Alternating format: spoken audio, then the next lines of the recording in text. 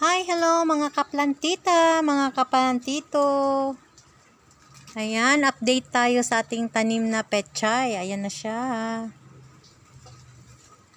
Tumubo na ang ating pechay.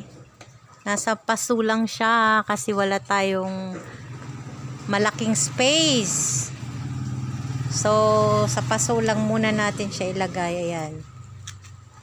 Meron tayong 1, 2, 3, 4, 5, 6,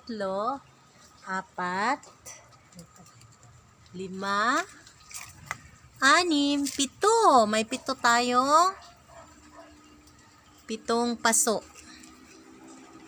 na tinataniman natin ng pechay. Yan. So, update ko kayo pag medyo malaki na sila at pwede nang harvestin at lutuin. Ayan. Thank you so much. At sa mga hindi pa nakapag-subscribe, like and share and comment. Thank you guys. Bye. Maulan na araw.